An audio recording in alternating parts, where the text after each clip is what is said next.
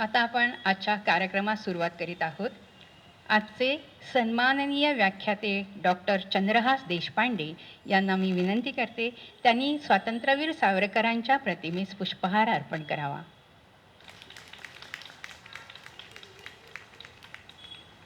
देशपांडे सरांनी आता व्यासपीठावर स्थानापन्न व्हावं अशी मी त्यांना विनंती करते. आपल्या प्रथेनुसार कार्यक्रमाची सुरुवात आपण ध्वजगीताने करणार आहोत. मी अनुष्का थत्ते आणि स्पृहा जागीरदार यांनी ध्वजगीत सादर करावे अशी मी त्यांना विनंती करते. अखिल हिंदू विजय ध्वज हा उभवूया पुन्हा ध्वज तो लढवूया पुन्हा. अखिल हिंदू विजय ध्वज हा उभवूया पुन्हा ध्वज तो लढवूया पुन्हा.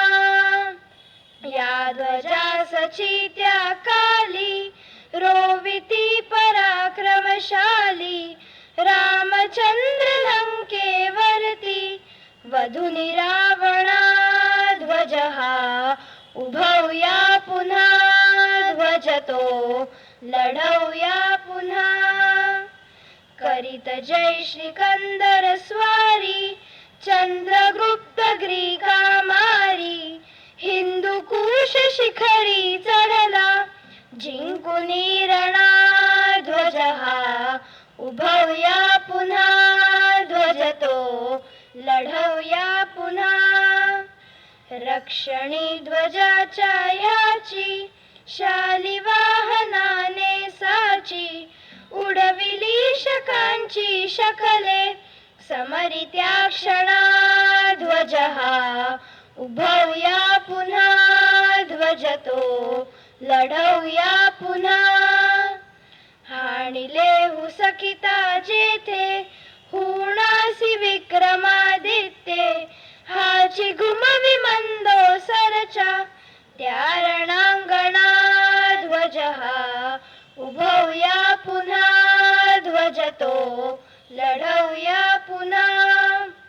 जय जय हिंदू सम्राटे अश्वमेध केले मोठे करीत पुढती गेला हाची विजय घोषणा ध्वज हा उभवूया पुन्हा ध्वज तो लढवूया पुन्हा. उगवुनी सूड हिंदूंचा मदमर्दुनी मुस्लिमांचा शिवराय राय गडी करीती वीर पूजना ध्वज हा उभवूया पुन्हा ध्वज तो लढवूया पुन्हा.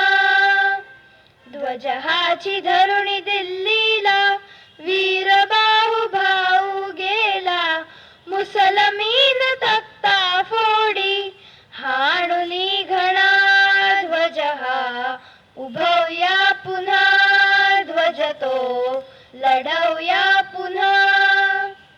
आंग्ल दैत्य तोची आला सिंधू तू निघाली घाला बुडविला सिंधू तची त्याही करुणी कंदना ध्वज हा उभवूया पुन्हा ध्वज तो लढवूया पुन्हा. अखिल हिंदू विजय ध्वज हा उभवूया पुन्हा ध्वज तो लढवूया पुन्हा.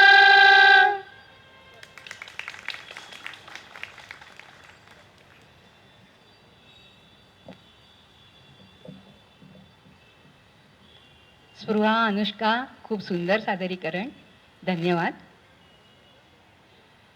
आपल्या आजच्या कार्यक्रमाचे व्याख्याते अर्थतज्ञ doctor Chandrahas Deshpande, Welingkar institute of management development and research Mumbai येथे अर्थशास्त्र विभागाचे प्राध्यापक म्हणून कार्यरत आहेत. Tata institute of social science Mumbai, Symbiosis school of economics Pune, Vidyalankar school of information technology Mumbai अशा अनेक नावाजलेल्या शैक्षणिक संस्थांमध्ये त्यांनी अध्यापन केले आहे. Economic for managers, business environment micro economics आणि भारतीय अर्थव्यवस्था हे त्यांचे प्रमुख अध्यापन विषय असून ते संस्थेतील संशोधन प्रकल्प, नेतृत्व प्रकल्प आणि राष्ट्रीय आंतरराष्ट्रीय नेटवर्किंगमध्ये सक्रिय भूमिका बजावत आहेत. डॉक्टरांनी महाराष्ट्र आर्थिक विकास परिषद MEDC येथे सुमारे 17 वर्षे कार्यकारी संचालक म्हणून काम करताना उद्योग, गुंतवणूक, प्रादेशिक धोरण व शासनाशी संवाद यामध्ये महत्त्वपूर्ण योगदान दिले आहे. त्यांनी world trade centre Mumbai, Tata services Mumbai आणि मुंबई विद्यापीठात विविध संशोधन व व्यावसायिक भूमिकांवर काम केले आहे. त्यांनी नियोजन आयोगाच्या रोजगार धोरण व नियोजन कार्यावर, नॅशनल स्टॉक एक्सचेंजच्या मेंबर रेकमेंडेशन कमिटीवर तसेच SNDT विद्यापीठ व रुईया महाविद्यालयाच्या बोर्ड ऑफ स्टडीजवर सदस्य म्हणून काम केले आहे. ते लांबडा अल्फा इंटरनॅशनल यांचे मेंबर ॲट लार्ज आहेत. डॉक्टर देशपांडे यांची व्यावसायिक कारकीर्द 35 वर्षांहून अधिक कालावधीची आहे. त्यांनी मुंबई विद्यापीठातून 1983 साली अर्थशास्त्रात MA व 1988 साली PhD पदवी संपादन केली आहे. त्यांचे संशोधन क्षेत्र प्रामुख्याने आर्थिक व राजनैतिक संस्थांची भूमिका, जागतिक व्यापार, GVCS, भारतीय आर्थिक सुधार प्रक्रिया, औद्योगिक विकास आणि महाराष्ट्राची अर्थव्यवस्था यांभोवती केंद्रित आहेत. ते भारत, अमेरिका, कॅनडा, दक्षिण कोरिया, इस्रायल आणि जिनिव्हा येथे विविध आंतरराष्ट्रीय परिषद, कार्यशाळा व सरकारी शैक्षणिक प्रतिनिधी मंडळात सहभागी झाले आहेत. अर्थसंकल्पीय बजेटमध्ये त्यांचे मोलाचे योगदान आहे. डॉक्टर देशपांडे हे प्रसिद्ध लेखक, अभ्यासक, संशोधक, विचारवंत सह देशपांडे यांचे चिरंजीव आहेत. ऐवज विचारांचा या त्यांच्या वडिलांनी लिहिलेल्या लेखांचा उपयोग ज्ञानोत्सुक वाचकांना व्हावा म्हणून डॉक्टरांनी ते संपादित केले. आपल्या वडिलांच्या विद्वत्तेचा वारसा पुढे चालवित अर्थशास्त्र विषयातील आपल्या सखोल ज्ञानाचे भांडार आपणा सर्वांसाठी त्यांनी खुले केले. सरकारी धोरण ठरवताना अर्थशास्त्रीय दृष्ट्या ते महत्त्वाची भूमिका बजावतात. आज ते आपणास जागतिक अर्थव्यवस्था आणि भारत बदलते आयाम या विषयावर व्याख्यान देणार आहेत. मी डॉक्टर देशपांडे यांना विनंती करते त्यांनी व्याख्यानास सुरुवात करावी.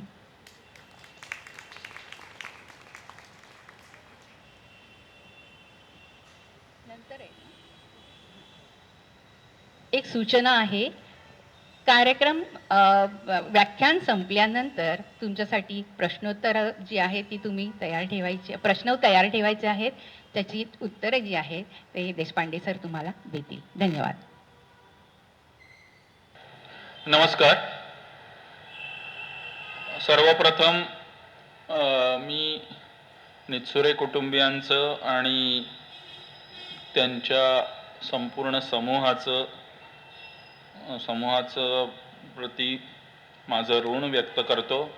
इतक्या एका प्रथितयश आणि गाजलेल्या व्याख्यानमालेमध्ये माझे विचार मांडण्याची संधी त्यांनी मला दिली. हा खरोखरच माझं भाग्य आहे आणि केवळ औपचारिकता म्हणून मी हे म्हणत नाहीये, तर काही माझ्या स्वतःच्याच परिचयाचे मित्रपरिवारातले, काही परिवारातले असे वक्तेही इथे येऊन गेले आहेत. हा त्यातला एक जिव्हाळ्याचा भाग. म्हणजे रूपा रेगे, मनोज बाटोडेकर, चंद्रशेखर टिळक वगैरे ही मित्रमंडळीच आहेत. ही इथे येऊन त्यांनीही त्यांचे विचार मांडलेले आहेत. पण आत्ताच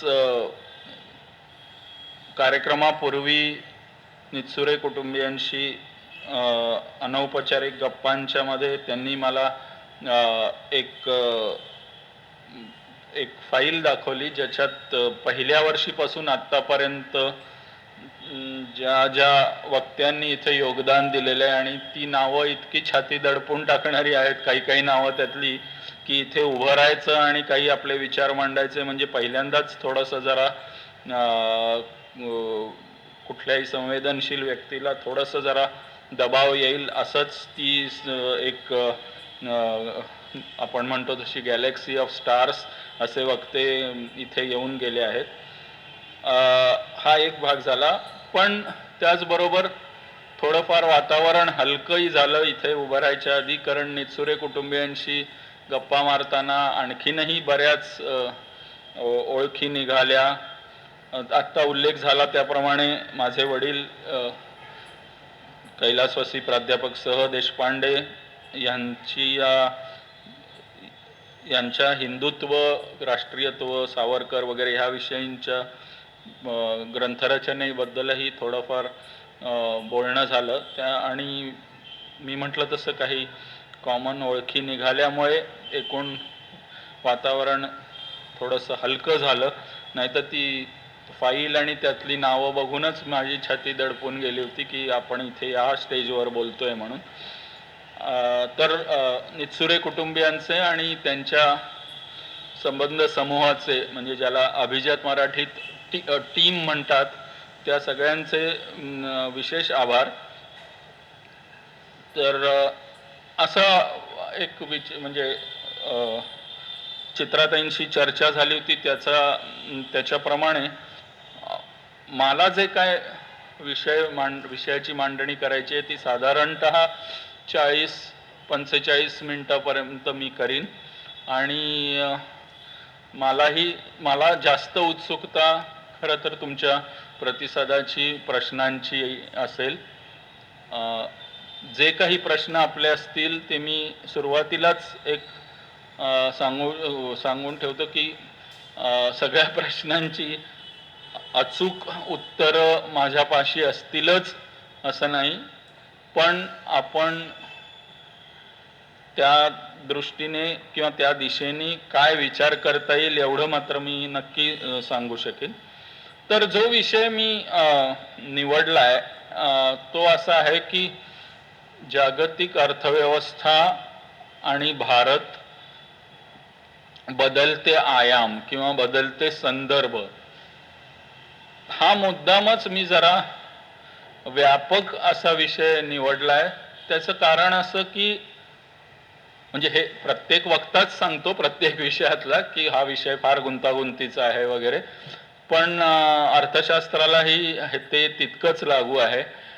आणि नुसतं जरी आयात शुल्क, टॅरिफची वाढ आणि त्याचे परिणाम हाच एक 1.5-2 तासाचा विषय होऊ शकतो आत्ताच्या सद्य परिस्थितीत.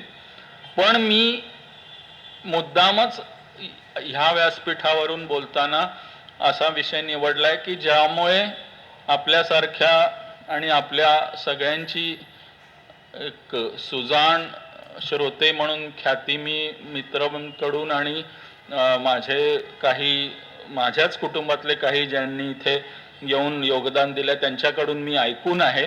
त्यामुळे मी मुद्दाम असा विषय निवडला की ज्या योगे मी अशी आशा करतो की माझ्या भाषणाच्या अंती एक काय एकूण चाललंय आणि काय होण्याची शक्यता आहे ह्याचा थोडाफार अंदाज जो काही मला आलाय तो तुमच्या पुढे मांडावा एवढा अत्यंत मर्यादित हेतू आहे. आणि 1-2 म्हणजे एक विशेष काळजी मी मुद्दाम आधी सांगतो अशी घेणार आहे की मी शक्य तितक्या अगदीच अत्यावश्यक किंवा अपरिहार्य असेल तरच मी आकडेवारीत गुंतणार आहे. नाहीतर 13.8 का 15.9 का 16.8 याच्यातच सगळा तपशील फार येतो आणि मुख्य आत्माच हरवून जातो. तसं मला करायचं नाहीये. जिथे अपरिहार्य आहे तिथे एखादी आकडेवारी मी मांडीन.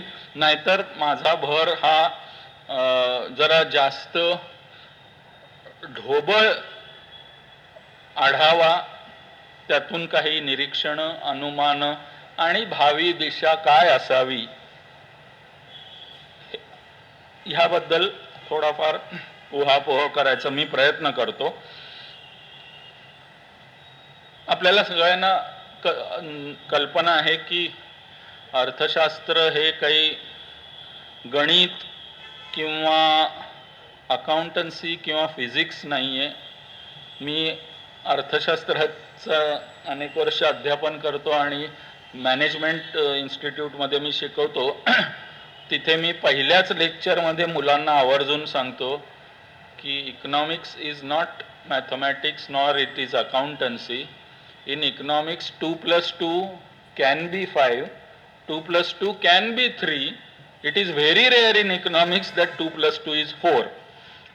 कारण वेगवेगळी मतं असतात, मतांतर असतात, कालौघात बरीचशी मतं कालबाह्य होतात.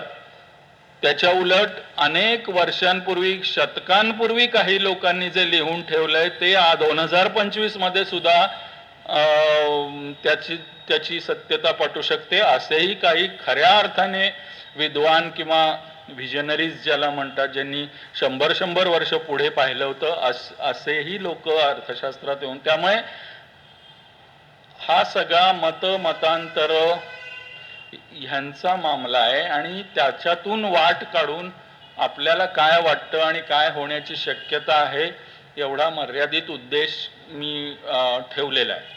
तर आता एवढं प्रस्तावित झाल्यावर मी पुढे म्हणजे गाडी पुढे नेतो थोडीशी. मला मुख्य जे काय म्हणायचंय त्याचा मी गोषवारा किंवा गाभा आधीच सांगतो आणि मग त्याचा विस्तार करतो, म्हणजे थोडाफार संदर्भ लागायला. अगदी थोडक्यात सांगायचं तर म्हणजे जे सर्वांना परिचयाचंच आहे की फार झपाट्यानं जग सर्वार्थाने बदलतंय. म्हणजे तंत्रविद्या याच्याबद्दल तर बोलायलाच नको, हवामान बदल हेही आपण जाणून आहोत, पण भूराजकीय परिस्थिती, म्हणजे मी जागतिक स्तरावर बोलतोय, भारताबद्दल आपण येऊच, पण जागतिक भूराजकीय परिस्थिती, राजकीय परिस्थिती, विशेषतः आर्थिक परिस्थिती, ज्याच्यात दोन गोष्टी प्रामुख्याने अनुस्यूत आहेत. एक म्हणजे जागतिक व्यापार, ज्याच्याकडे आपण येऊच, आणि जागतिक गुंतवणूक आणि आंतरराष्ट्रीय आर्थिक संबंध, म्हणजे ग्लोबलायझेशन ज्याला गेले 30-40 वर्ष म्हटलं गेलं, ते ह्या सगळ्यांच्या मध्ये जे काही झपाट्याने बदल होत आहेत आणि ज्या वेगाने होत आहेत त्याचा खरं सांगायचं तर आढावा घेणं सुद्धा पुढची बाकी तर हा तर पुढचा प्रश्न आहे, पण अगदी आढावा घेणं हे सुद्धा आता दुरापास्त होऊन बसलंय. अशा परिस्थितीत आपण सगळे वावरतोय. आजच रिझर्व्ह बँकेचा एक अहवाल प्रसिद्ध झालाय, म्हणजे तो महिन्याच्या शेवटच्या आठवड्यात प्रसिद्ध होतो. तो सुदैवाने आजच झाला, त्यामुळे मलाही जरा तो अगदी वरवर का होईना चाळता आला. आणि काल परवापर्यंत असंख्य घडामोडी आपण बघतोय, विविध स्तरांवर जगामध्ये चालू आहेत आणि ह्याचे परस्पर संबंध हे आत्ता दिसत आहेत. तेच खरेच आहेत का, ते कितपत खरे राहतील? आता परिस्थितीच अशी आहे की कोणती राष्ट्र ही एकमेकांची मित्र राष्ट्र आहेत आणि कोणती नाहीत. कारण शत्रू राष्ट्र वगैरे हे शब्द आर्थिक संबंधात मला वापरायला आवडत नाही. संरक्षण, युद्ध वगैरे ह्या बाबतीत गोष्ट वेगळी आहे, शत्रू राष्ट्र ही संज्ञा वापरणं. पण आर्थिक संबंधात, कारण आजचा मित्र हा उद्याचा कोणीतरी वैरी असू शकतो किंवा उलटही होऊ शकतं, आणि हे आपण असंख्य वेळा अलीकडे पाहिलेलं आहे. त्यामुळे हे आंतरराष्ट्रीय आर्थिक संबंध हे जे काही आत्ता या क्षणी आहेत अगदी 2025 नोव्हेंबर किंवा नोव्हेंबर एंडला ते त्याच प्रमाणात त्याच तीव्रतेने राहतीलच. अजून 2 महिन्यातच, 2-3 वर्ष वगैरे तर गोष्टच वेगळी, पण अजून 2-3 महिन्यातच राहतील का नाही याची शाश्वती नाहीये. अशा प्रकारच्या परिस्थितीत आपण वावरतोय.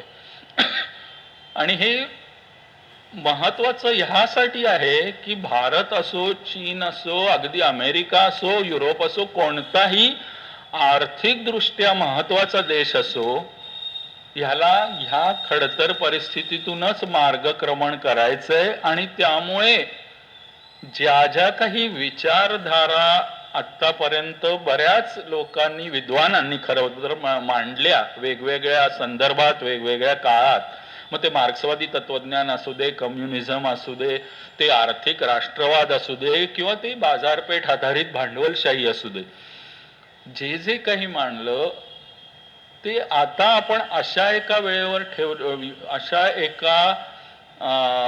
अशा एका ठिकाणी आपण आता पोचलो की कोणत्याही बाजूला संपूर्णपणे झुकणारं आर्थिक धोरण अवलंबणं हे आता शक्यही नाही, आणि हे आता उपयोगीही नाही. अशी परिस्थिती आता निर्माण झालेली आहे. आणि देशांतर्गत आर्थिक धोरण हे प्रामुख्याने देशांतर्गतच असलं तरीही, म्हणजे आत्मनिर्भरता किंवा तत्सम आर्थिक राष्ट्रवादाचे जी काही अंग आहेत ती ग्राह्य धरून सुद्धा जगाच्या पाठीवर काय काय घडतंय आणि काय घडत राहणार आहे, आणि आपण त्या जगाचाच अधिकाधिक भाग असणार आहोत भारतापुरतं बोलायचं झालं तर त्या दृष्टीने ह्या मेळ साधतच, म्हणजे कुठलंही एक आम्हाला जागतिकीकरण नको किंवा आम्हाला स्वदेशीही अजिबात नको, अशा कुठल्याही टोकाची भूमिका न घेता मार्गक्रमण करणे हे भारतासकट अनेक देशांना लागू आहे, पण विशेषतः भारताला लागू आहे. ते कसं काय ह्याच्याकडे मी येतो. त्यामुळे माझ्या मांडणीचा प्रमुख गाभा हा आहे की बदलत्या जागतिक परिस्थितीचं आव्हान पेलणारं जगाचं देशांतर्गत समस्यांचं ज्ञान आणि जगाचं भान असणारं अर्थकारण आपल्याला अंगीकारायचंय. ह्यापुढे आपला तो प्रवास चालूच आहे. असं नाही की सगळं आमूलाग्र बदलून सगळं नव्याने करायचं आहे, असं नाहीये. आपण भारतापुरतं बोलायचं झालं तर पुष्कळ गोष्टी आपण आधीच साकार केलेल्या आहेत. मात्र त्याच्यावर, म्हणजे जसं म्हणतात इंग्लिशमध्ये की you should never rest on your past laurels, कारण इतकं झपाट्याने सगळं बदलतंय की आपल्याला त्या दृष्टीने मार्ग काढणं क्रमप्राप्त आहे. आता हा एक त्याची हाच गोषवारा झाला. मला काय म्हणायचं ते आता विस्ताराने सांगतो. मी म्हटलं तसं जागतिक अर्थकारणाची सद्यस्थिती ही, म्हणजे मी आता प्रामुख्याने आर्थिक स्थितीबद्दल बोलतोय. आणि आपण सगळे जाणताच की कुठलीही आर्थिक परिस्थिती, अर्थकारण, आर्थिक धोरण हे काही पोकळीतनं तयार होत नाही किंवा पोकळीत निर्माण होत नाही. सामाजिक राजकीय संदर्भ हे अविभाज्य घटक असतो आर्थिक धोरणाचा सुद्धा.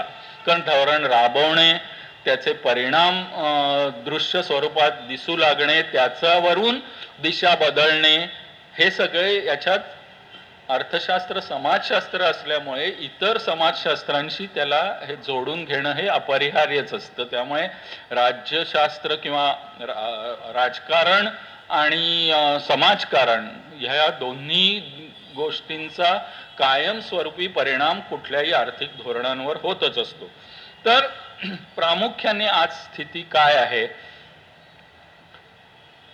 अमेरिका, युरोप, जपान हे 1980-90 पर्यंत ही 3 प्रमुख आर्थिक केंद्र होती. तेव्हा अर्थातच युरोप हा एक नव्हता, पण मी युरोप याचा अर्थ 4-5 प्रमुख युरोपियन राष्ट्रे, इंग्लंड, फ्रान्स, जर्मनी प्रामुख्याने आणि स्पेन, इटाली वगैरे वगैरे, ही 5-6 आर्थिकदृष्ट्या बलाढ्य राष्ट्र.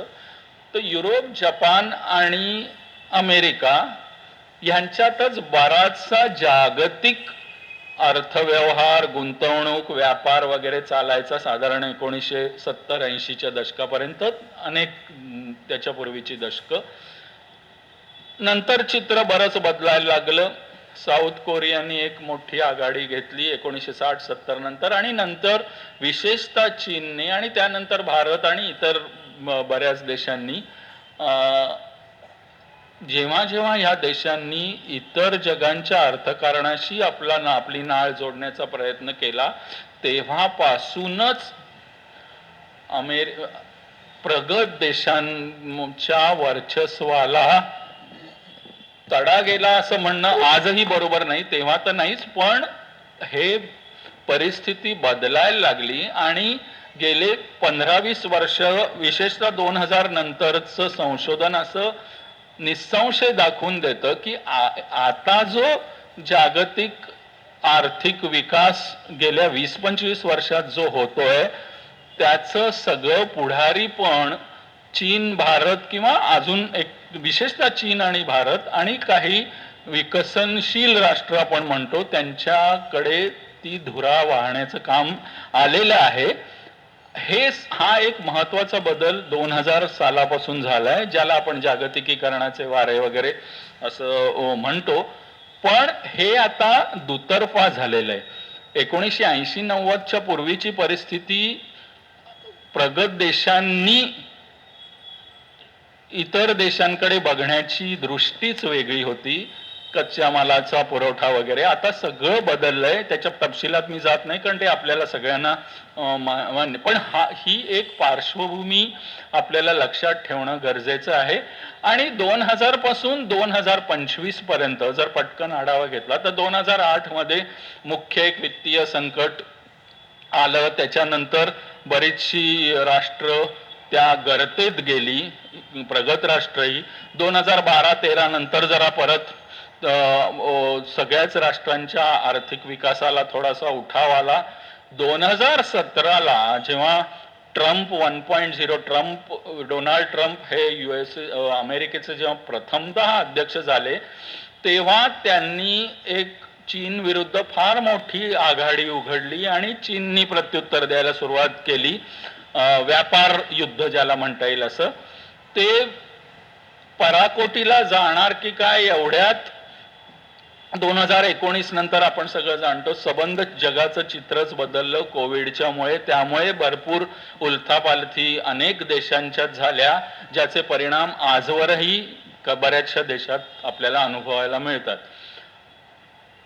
त्याच्यानंतर ते कमी की काय म्हणून 2022ला पुटिनच्या मनात काही वेगळंच आलं फेब्रुवारीमध्ये 2022, आणि अजूनही कुणाच्या मनात काय आहे त्याबद्दल ह्या 3.5-4 वर्षानंतरही काही शाश्वती नाही. नंतर गाझा, नंतर थोड्याफार प्रमाणात का होईना थायलंड, कंबोडिया, आज व्हेनेझुएलाचं काहीतरी आहे. चीन आणि जपान एक आक्रमक बोलणी त्यांची चालू आहे. त्यामुळे ही सगळी परिस्थिती आता जर आपण बघितली तर ह्या परिस्थितीत आर्थिक गाडा कसा हाकायचा, किती हाकायचा, कुठल्या दिशेने हाकायचा, कुठल्या वेगाने हाकायचा, हा यक्ष प्रश्न भारतासकट अनेक देशांना आहे.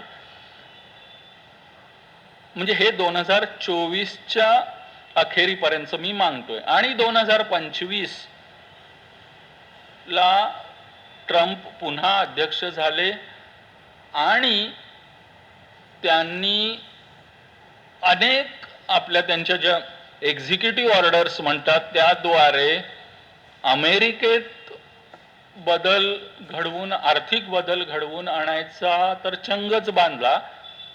पण आजही अमेरिकेत जे होतं त्याचे परिणाम आणि पडसाद जगभर उमटत असल्यामुळे अर्थातच अमेरिकेतली धोरणं, व्यापार असो, गुंतवणूक असो किंवा कुठलीही आर्थिक धोरणं असो, ही त्यांच्यापुरती मर्यादित राहतच नाहीत कधी. अशा परिस्थितीत त्यांनी जी धोरणं आखायला सुरुवात केली, ज्याचे परिणाम आता सगळ्या राष्ट्रांवर विविध तऱ्हाने दिसत आहेत भारतासकट, त्याची एक पार्श्वभूमी आपण जरा थोडीफार समजावून घेतली पाहिजे. काय होतं की अमेरिका हा देश आपल्याला कुठल्याही दृष्टीने आवडो ना आवडो, एक बाबतीत नक्कीच आहे की त्यांनी त्यांच्या बॉर्डर्स, सीमारेषा, म्हणजे मी आर्थिक म्हणतोय, ह्या शतकानुशतक खुल्या ठेवल्या, ज्याचा संबंध जगाने वेगवेगळ्या तऱ्हेने फायदा घेतला. अमेरिकेने घेतलाच, पण जगानेही घेतला. तिकडे गुंतवणूक करून, त्यांना माल पुरवून, तिकडचा ग्राहक वर्ग एक निर्माण करून वगैरे वगैरे. आता ह्याच्यात काही मिलिटरी कन्सिडरेशन्स अर्थातच अमेरिकेची होती, त्यांचा वसाहतवाद वगैरे, त्याच्यात मी जात नाही.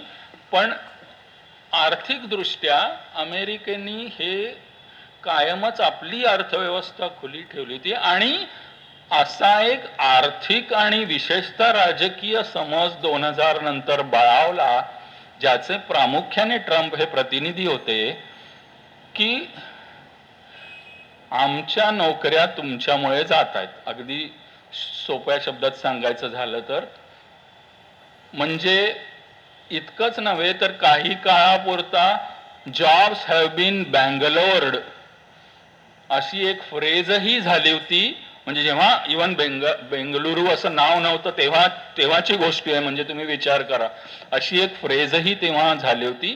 तर थोडक्यात काय की चीन असो, व्हिएतनाम असो, इंडिया असो, अशा देशात मध्ये बऱ्याचशा गोष्टींचं आउटसोर्सिंग झाल्यामुळे स्थानिक अमेरिकनांना नोकऱ्या गेल्या, जात आहेत, त्या अधिक जाण्याची शक्यता बळावतीये. हा सगळा 1995 विशेषतः 2000 नंतर हा सगळा एक विचार सुरू झाला, ज्याला अर्थातच हळूहळू राजकीय पाठबळ मिळत गेलं अमेरिकेत.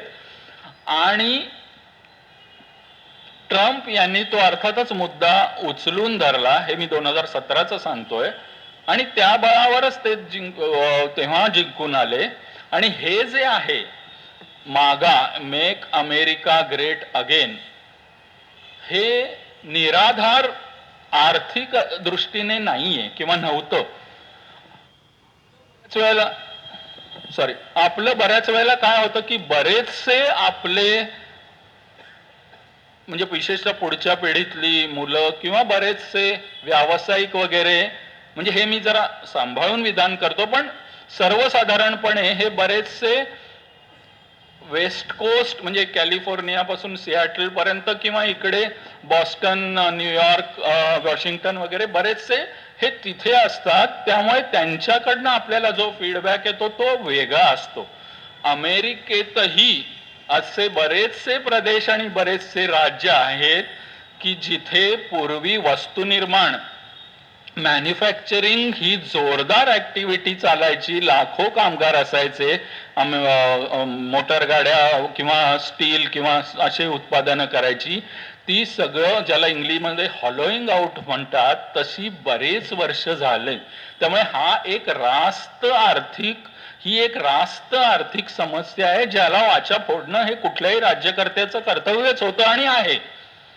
की हे सगळं ठीक आहे, पण समोर आमच्या घरच्या लोकांच्या नोकऱ्या जात आहेत, त्याचं काय?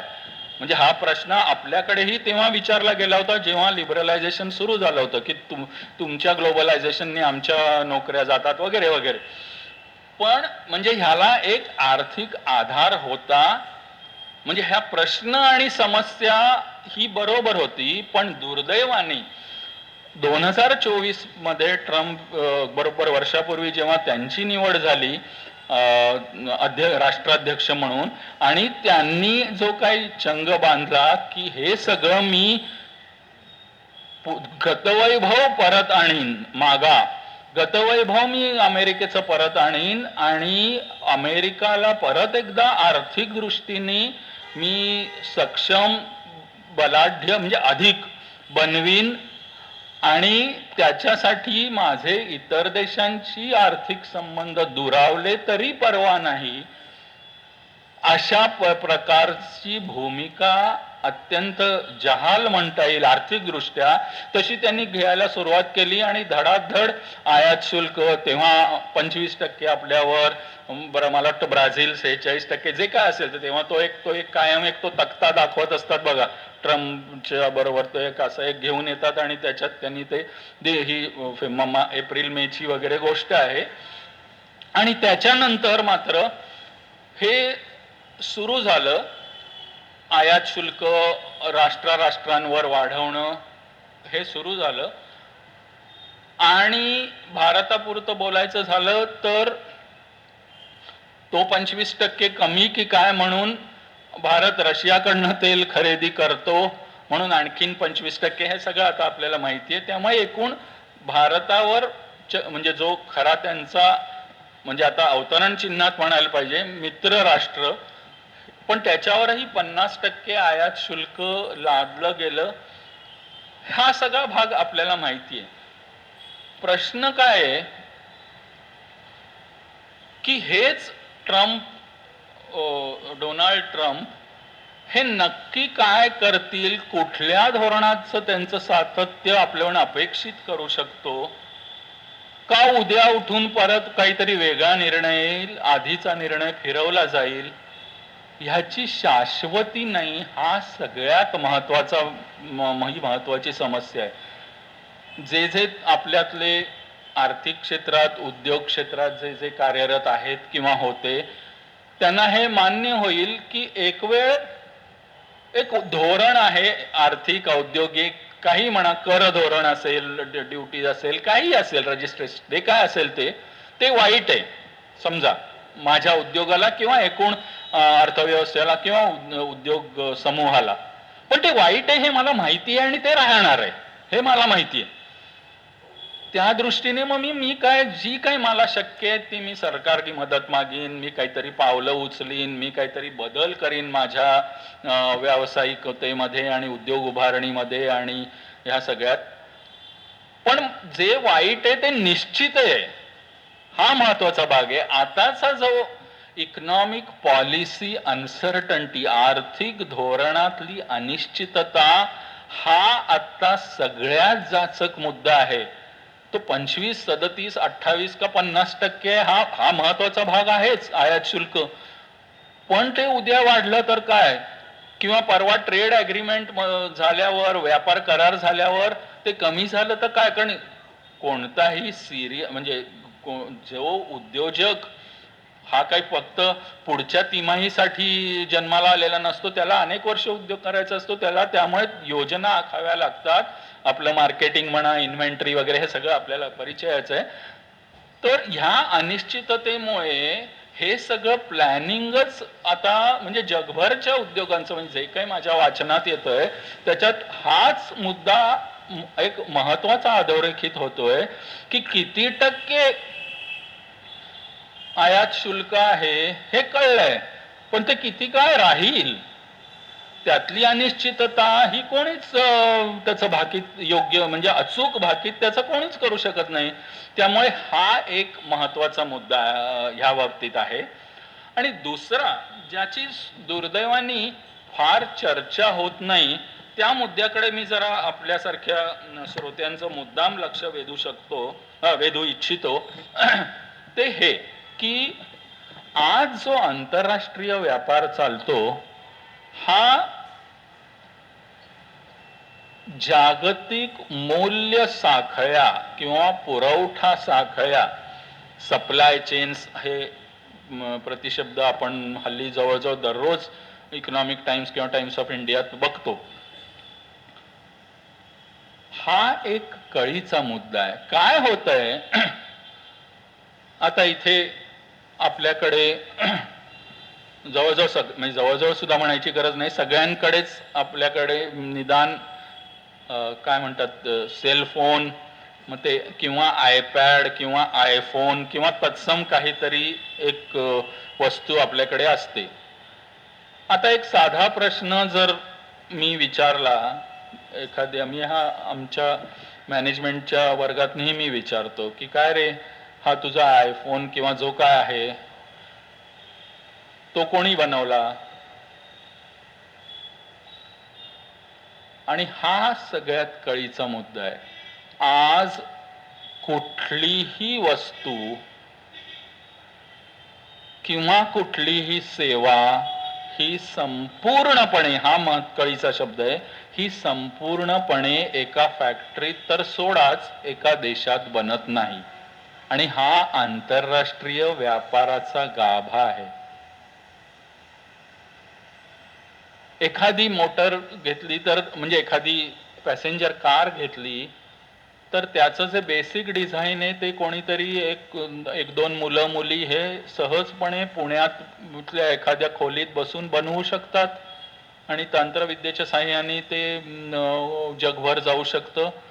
कुठलं तरी इंजिन जर्मनीतनं येऊ शकतं, त्याचा पार्ट कुठून तरी जपानमधनं आलेला असतो आणि हे सगळं फायनली बेजिंगला असेंबल होतं आणि ती कार अमेरिकनच आहे. हे एक उदाहरण झालं. असं आता आपण विचार करा की आपला जो आयफोन आहे त्याचा, मला असं सांगण्यात आलं की त्याचा स्क्रीन साऊथ कोरियात बनतो, त्याच्यातले आतले फार काही हाय व्हॅल्यू आयटेम्स काही इस्रायलचे असतात. मी काही तंत्रविद्येचा अजिबात जाणकार नाही, पण आपल्या पैकी जे ह्या क्षेत्रात कार्यरत असतील त्यांना कल्पना असेल. तर अशा ज्या व्यापारजन्य किंवा ट्रेडेबल गुड्स अँड सर्व्हिसेस आहेत, वस्तू किंवा सेवा, ह्याच्यात 2 पेक्षा कैक देशांचा सहभाग असतो. ह्याचे 2 परिणाम असे असतात की जरी अमेरिका आणि चीनमध्ये व्यापार होत असला तरी मध्ये ह्या साखळीत असंख्य ठिकाणं आणि असंख्य देश सामावलेले आहेत. अमेरिकेने चीनवर आयात शुल्क लावलं, म्हणजे मी हे उदाहरण म्हणून सांगतोय की अमेरिका आणि चीनचंच अर्थकारण नाही बिघडत किंवा बिघडत नाही किंवा बदलत नाही, मधल्या साखळीमधल्या सगळ्यांचंच अर्थकारण बिघडतं. कारण त्याला जो पार्ट पाहिजे तो इथे सुरत मध्ये बनतोय, त्या सुरत मध्ये काम करणाऱ्यांना एकदम असा आदेश येतो की असं असं कॉस्ट वाढलेली आहे, आपल्याला हे आता परवडणार नाही, आपण कॉस्ट कमी केली नाही आपली तर आपलं पुढेच जाणार नाही माल. हे एक उदाहरण. आणि अशी असंख्य उदाहरणं आहेत, कारण हा आज आंतरराष्ट्रीय व्यापाराचा गुंतवणुकीचा गाभा आहे. आणि ह्याच्यात असंख्य लघु मध्यम उद्योजक ह्याच्यात गुंतलेले आहेत. म्हणजे दोन्ही अर्थांनी, आर्थिक अर्थानेही त्यांची गुंतवणूक आहे आणि आपण मराठीमध्ये म्हणतो तसेही ते गुंतलेले आहेत. आणि त्यामुळे माझ्या म्हणण्याचा मतितार्थ हा आहे की 2 देशांमधला व्यापार वरकरणी जरी दिसला तरी त्याचे सखोल परिणाम त्या 2 देशांच्या अर्थकारणावरच नव्हे तर त्या साखळीत गुंतलेल्या अनेक देशांच्या अर्थकारणावर, विशेषतः त्या उद्योगांवर ते परिणाम होत राहतात. आणि ह्याकडे बहुतेक वेळेला डोळेझाक केली जाते. अमेरिकेने आपल्याला आयात शुल्क वाढवणं आणि त्यामुळे आपल्या वस्तू अमेरिकेत विकायला अडथळा येणं किंवा आपल्या निर्यातदारांना ते कठीण जाणं हे तर आहेच, पण आपले निर्यातदार हे नुसते निर्यातदार नसतात ना, तेही काही वस्तू किंवा काही सुटेमाल किंवा काही सगळं काय आपण, म्हणजे कुठल्याच देशात सगळं बनत नाही आणि बनूही नये, हाच तर जागतिकीकरणाचा गाभा आहे. तर आपले निर्यातदार जर काही आयात कुठून तरी करत असतील आणि जर मला आता इम्पोर्ट ड्युटी माझी 50% वाढवली तर मला माझ्या सप्लायर्सशी काहीतरी रिनिगोशिएट किंवा काहीतरी परत, म्हणजे माझं अर्थकारण बदललं, त्यांना जर सप्लाय करायचं असेल तर त्यांचं बदललं, म्हणजे हे अपरिहार्य आहे. आणि ह्या सगळ्या साखळींमुळे हा गुंतागुंतीचा प्रश्न हा अधिक चिघळलाय. आतापर्यंत काय होतं की एक माहिती होतं की सर्वसाधारणपणे अमेरिका फार फार आयात शुल्क वाढवायचा त्यांचा फारसा इतिहास नाहीये. पण आता सगळंच बदललं आणि ह्याच्यात आणखीन एक भाग ह्या बाबतीत सांगायचं म्हणजे ह्या साखळ्यांमध्ये बऱ्याचशा साखळ्यांमध्ये विशेषतः तंत्रविद्या वगैरे याच्यातली जी प्रॉडक्ट्स आहेत टेक्नॉलॉजी प्रॉडक्ट्स त्याच्यात बऱ्याच वेळेला ह्या साखळ्यांची सुरुवात सिलिकॉन व्हॅलीमध्ये होती आणि त्याचा शेवट चायनामध्ये होतो एका असेंब्ली होऊन. आणि त्या दोन देशात जर व्यापार युद्ध होणार असेल तर त्या दोन देशांचंच नव्हे तर मधल्या सगळ्या देशांचं अर्थकारण बदलतं, ज्याच्यात आता भारत आला, व्हिएतनाम आला आणि फिलिपाईन्स आणि बरेचसे देश आले. त्यामुळे ह्या सगळ्या परिस्थितीमध्ये जागतिक व्यापार म्हणजे जागतिक व्यापार हा असाच चालत होता गेले कित्येक वर्षे अशा जागतिक मूल्य साखळ्यांमधूनच. पण आता ट्रम्प म्हणजे अमेरिकेच्या राष्ट्राध्यक्षांनी आयात शुल्क सगळ्यांच्यावर वाढवल्यामुळे सगळ्यांचं अर्थकारण विविध क्षेत्रात बदललं. म्हणजे नुसत्या मी जी काही वस्तू निर्माण करतो त्याच्यावरच नाही तर मी म्हटलं तसं त्याच्यासाठी मी जर काही आयात करत असेन किंवा देशांतर्गत काही निर्माण करत असेल तर ते सगळंच बदलतंय आणि हा फार महत्वाचा आणि अनपेक्षित बदल होतोय. आणि त्याच्यात अनपेक्षित हा एक भाग झाला कारण कुणालाच माहित नव्हतं एप्रिल 2025 पर्यंत असं काही होईल असं. आणि अनपेक्षितपणा हा एक आणि आता वाढती अनिश्चितता. आजही एका बाजूला आपले हे हाय टॅरिफ लावलेलं आहे आणि एका बाजूला पियुष गोयल आणि अमेरिकेची लोक हे अमेरिकेबरोबरचा व्यापार करार च्या बोलणी चालू आहे, त्याच्यात काही सकारात्मक होण्याची शक्यता आहे वगैरे अशा आपण बातम्या ऐकतो. खरं काय होईल ते आपल्याला अजून काही दिवसांनी कळेल. तर हे सगळं म्हणजे हे मी मुद्दाम आता मांडलं अशासाठी की ह्यामुळे आपल्याला हे एक जे परिमाण आहे आंतरराष्ट्रीय व्यापाराचं ते आपल्या लक्षात यावं. तर अशी एकूण साधारण जागतिक परिस्थिती आहे. बरेच राष्ट्र आज बाधित किंवा कुंठित अर्थव्यवस्थेत आहेत, प्रगत राष्ट्र विशेषतः. ताज्या अहवालाकडे मी म्हटलं तसं मी काही आकडेवारीत जात नाही, पण ताज्या अहवालाकडे म्हणजे वर्ल्ड बँक IMF वगैरे ह्यांचे अहवाल सतत येत असतात. ऑक्टोबरच्या अहवालानुसार एक सर्वसाधारण भाकीत असं आहे की दोलायमान परिस्थिती आत्ता तर आहेच पण ती 2026 मध्ये म्हणजे मी कॅलेंडर इयर म्हणतोय जानेवारी पासून 2026 मध्ये तर हे परिणाम अधिकच गडद होणार आहेत आणि एकूणच जगाची आणि विशेषतः प्रगत देशांची आर्थिक वाढ ही खुंटणारे निदान मंदावणार आहे असं सार्वत्रिक भाकीत आहे चीन सकट. त्यामुळे व्यापाराची वाढ मंदावणार आहे. व्यापार तर जवळजवळ उणे स्वरूपात निगेटिव्ह रेंज मध्येच गेलेला आहे. तर हे त्यामुळे 2025 मध्ये आत्ता ऑक्टोबर नोव्हेंबर डिसेंबर मध्ये थोडेफार परिणाम जाणवायला लागले. आपल्यापुरतंच बघितलं तर मागच्याच आठवड्यात भारताच्या व्यापाराची संबंध सांख्यिकी आली आणि त्याप्रमाणे एप्रिल सप्टेंबर पर्यंत जे व्यवस्थित गाडं चाललं होतं आपल्या निर्यातीचं सुद्धा त्याच्यात अपेक्षेप्रमाणेच मोठी घट झाली आणि उलट आयात वाढली ऑक्टोबरमध्ये. अर्थात त्याचं कारण हे सोन्याची आयात तिप्पट झाली, पण आपल्याला सगळ्यांना माहिती आहे ते का होतं ऑक्टोबरमध्ये, त्यामुळे त्याच्यात जायची गरज नाही, उत्सवी वातावरण वगैरे. पण त्यामुळे व्यापारी तूट प्रचंड वाढली ऑक्टोबरमध्ये. मी मुद्दाम आकडेवारी देत नाही, पण हेच आता कायम राहणे कारण आतापासून ते परिणाम हे अधिकाधिक दृश्य स्वरूपात येण्याची शक्यता आता वाढली आहे आणि ते तसेच 2026 मध्ये एकूण राहतील असं सर्वसाधारण भाकीत आहे. मग करायचं काय? तर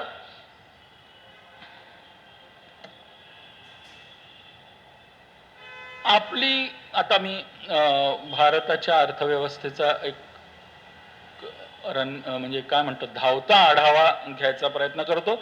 सद्य स्थिती भारताची आर्थिक स्थिती निदान काही काही निकषांवर ही सुस्थितीतच इतर कोणत्याही देशाच्या तुलनेत असं म्हणायलाच पाहिजे. म्हणजे त्याच्यात काही फॅक्च्युअल डिस्टॉर्शन नाही, पण एक ह्या सगळ्या परिस्थितीतही म्हणजे मी गेली कोविड नंतरची 5-6 वर्ष म्हणतोय, ह्या सगळ्या परिस्थितीतही आपण आपला विकास दर टिकवून आहोत, वाढवून आहोत. अलीकडच्या काळात भाववाढ ही अधिकृत आकडेवारीनुसार भाववाढ कमी झालेली आहे. रोजगाराची परिस्थिती फार ती नाजूकच असते, विशेषतः असंघटित क्षेत्रात, पण निदान संघटित क्षेत्रात रोजगार वाढतोय असे अधिकृत अहवाल सांगतात. विशेषतः ग्रामीण आर्थिक स्थिती आणि ग्रामीण बाजारपेठा भरभरून वाहत आहेत असं उद्योजकांचंही मत आहे. लोकवित्त किंवा सरकारी खर्च आणि जमा याचा ताळेबंद नियंत्रणात आहे असं म्हणायला हरकत नाही. मग काय उरतं, एकच महत्वाचा घटक उरतो, तो म्हणजे आपला बाह्य खाती व्यवहार कसा आहे, आपला व्यापार, गुंतवणूक, रुपया डॉलर यांचा विनिमय दर, आपली गंगाजळी. हा एक, पण हा आता सांगतोय काय की हा आता देशांतर्गत घटकांच्या इतकाच महत्वाचा घटक आहे असं काही नाही. एक काळ होता जेव्हा भारताची आयात आणि निर्यात दोन्ही मिळून आपल्या राष्ट्रीय उत्पन्नाच्या 10-12% होतं. एक्सपोर्ट म्हणजे निर्यात आयात सगळं मिळून आता ते 45% आहे. तुम्ही विचार करा, एवढा आपण 35-40 वर्षात जगाशी बांधलो गेलोय. एक साधा निकष, आमचे वस्तूंची निर्यात, सेवांची निर्यात, वस्तूंची आयात, सेवांची आयात, हे सगळे मिळून जवळजवळ आपल्या राष्ट्रीय उत्पन्नाच्या 40 ते 45% आहे आणि हा थोडा तोडका भाग नाहीये. तर अशा सगळ्या परिस्थितीत आणि आता एकदम टॅरिफ, बरं ह्याचं महत्व काय आहे, एवढं का आपण त्याचं गवगवा करतोय, कारण आपली निर्यात 20% निर्यात आपली ही अमेरिकेकडे आहे.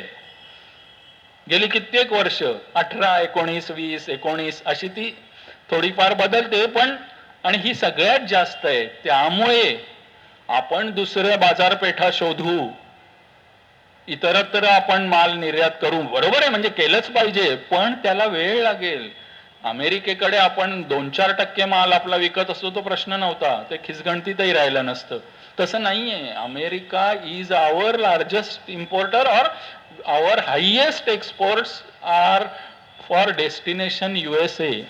मग त्याच्यात अभियांत्रिकी आलं, त्याच्यात औषधं आली, त्याच्यात जेम्स अँड ज्वेलरी आली, वगैरे वगैरे. त्या तपशिलात मी जात नाही, पण हा एक महत्वाचा भाग आहे. आणि मग तुमच्या धोरणात तितकी लवचिकता असली पाहिजे. आणि दुसरं म्हणजे दुसऱ्या बाजारपेठांनी तुमचं लगेच स्वीकारलं पाहिजे ना. केवढं जग कॉम्पिटिटिव्ह आहे हे आपल्याला तर माहिती आहे. परवा एका वाचनात आलं की 85% वेगळ्या बाजारपेठात 85% माल चायनानी विकण्यात यश मिळवलं एवढ्याच काळात, गेल्या 3-4 महिन्यात. पण त्यांची पद्धत म्हणा, त्यांची राजकीय प्रणाली म्हणा, त्यांचं वर्क कल्चर म्हणा, हा वेगळा विषयच वेगळा आहे. चीनचं अर्थकारण हा स्वतंत्र विषय आहे, त्याच्यात जायला नको. पण हे तिकडे पटकन शक्य झालं. आपणही आता परवाच्या ह्याच्याप्रमाणे रिझर्व्ह बँकेने काही निर्यातदारांना सवलती दिल्यात वगैरे, पण मग आपण काय करतोय तर ढोबळमानाने आपण 2-3 गोष्टी करतोय. तपशील मी सांगत नाही. एक म्हणजे मोदी सरकारचं एक ठाम मत बनलेलं आहे 2014 पासून अगदी, आणि त्याच्यात सातत्य आहे. ते सर्वतोपरी ग्राह्य आहे का, सर्वतोपरी चांगला आहे का, हा वेगळा विषय आहे, त्याचं विश्लेषण नंतर. पण की बुवा आपल्या देशात देशांतर्गत बाजारपेठ, देशांतर्गत उद्योजकता, आत्मनिर्भर, make in India, product link incentive scheme, हे सगळे त्याचेच एक अविभाज्य घटक आहे. ह्या सगळ्याच्या मुळाशी काय आहे की देशांतर्गत बाजारपेठ विकसित करणं ह्याला पर्याय नाही, आणि ते काही बहुतांशी ते खरं आहे. त्यामुळे ही समस्या लक्षात घेऊन मोदींनी काय, एक तर फेब्रुवारीच्या बजेटमध्ये, म्हणजे हे सगळं व्हायच्या आधीच निर्मला सीतारामन मॅडमनी आयकरात सवलत दिली, त्यामुळे मालाला उठाव यायला थोडीफार सुरुवात झाली. आणि आता हे सगळं झाल्यावर सप्टेंबर पासून जीएसटी मध्ये मोठे सुधारणा किंवा घट घडवून आणल्यामुळे मालाला उठाव मिळाला. आणि जेव्हा आंतरराष्ट्रीय परिस्थिती ही प्रचंड वेगाने अनपेक्षितरित्या प्रतिकूल होतीये, तेव्हा देशांतर्गत बाजारपेठेवर अवलंबून राहणे हे स्वाभाविक आहे, हे लॉजिकल आहे, रॅशनल आहे, हे बरोबर आहे. हे केलं, पण त्याचबरोबर इतर देशांशी आता गेल्या 3-4 वर्षात आपले महत्वाचे व्यापार करार आपल्या महत्वाच्या काय म्हणणार ट्रेडिंग पार्टनर्स बरोबर झालेले आहेत. UK, UAE, ऑस्ट्रेलिया, आता कॅनडाचं होऊ घातलंय, इस्रायलची बोलणी चालू आहेत, मध्ये स्वित्झर्लंड वगैरे, ह्या 4 देशांशी एकत्र असे करार झाले. त्याच्या आधी तर बऱ्याच एशियाईन देशांशी करार झालेले आहेत, सिंगापूर वगैरे. आणि आता अर्थात सगळ्यात महत्वाचं म्हणजे अमेरिकेशी बोलणी चालू आहे. त्यामुळे बाह्य म्हणजे काय म्हणणार की देशांतर्गत अर्थव्यवस्थेला उभारी देणं आणि त्याचबरोबर नवीन आर्थिक मित्र म्हणावे, किंवा ते आर्थिक मित्र पहिल्यापासूनच आहेत पण त्यांच्याशी नवीन नवीन करार करणं, ही एक दुसरं पाऊल उचलते. आणि अमेरिकेच्या पुढे म्हणजे अमेरिकेला झुगारून देणं वगैरे हे शक्य नाही, आणि ते डिझायरेबलही नाही, हे सगळे आपण जाणतोच. मग मीडियातली किंवा माध्यमातली लोक किती हे करू देत आरडाओरडा, पण ज्यांचे पाय जमिनीवर असतात अशा राजकारण्यांना किंवा विशेषतः सत्ताधाऱ्यांना त्याची पूर्ण कल्पना असते की पोस्चरिंग, पोझिशनिंग हे वेगळं आणि व्यवहार हा वेगळा. आपण उदाहरण आज द्यायचं झालं तर आपण रशियाच्या कडनं तेल घेणं जवळजवळ आता संपवण्यात आलेलं, अगदी संपवलं नसेल तरी लक्षणीय प्रमाणात आपण कमी करतोय, कारण आपण बाकी रशियाकडनं घेतोय, पण आपल्याला अमेरिकेलाही सांभाळायचं आहे, मी आर्थिकदृष्ट्या म्हणतोय. त्यामुळे हे सगळं हे असंच राहणार आहे. मध्ये चीनशी आपले संबंध आर्थिक बरेच सुधारलेत. इनफॅक्ट गेल्या 7-8 महिन्याची जी अलीकडे माहिती आली त्यानुसार प्रत्येक महिन्यात चीनकडे आपली जी निर्यात होते ती प्रत्येक महिन्यात वेगाने वाढतीये. हे एक लक्षात घेतलं पाहिजे. तसं बघायला गेलं तर आपली सगळ्यात जास्त व्यापारी तूट ही चीन बरोबर आहे.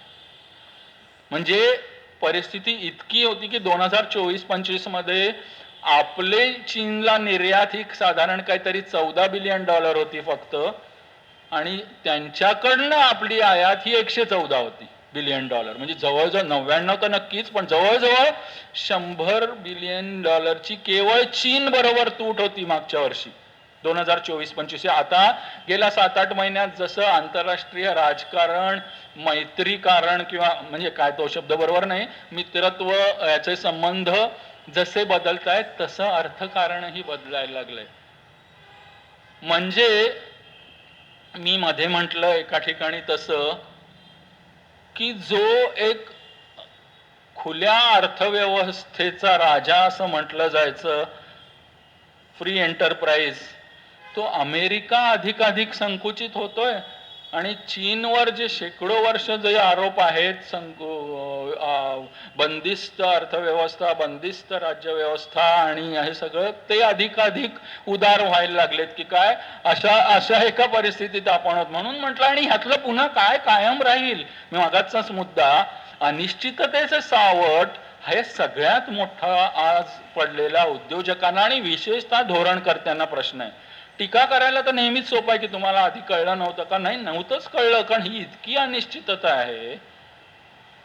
2000 एक उदाहरण म्हणून सांगतो, 2022 चे 2022 जानेवारीचे आंतरराष्ट्रीय अहवाल सांगत होते, 2022 जानेवारीचे आंतरराष्ट्रीय अहवाल सांगत होते की हळूहळू देशामागून देश कोविडमधनं भारत बाहेर येत आहेत आणि हळूहळू जागतिक आर्थिक परिस्थिती सुधारण्याची शक्यता आहे.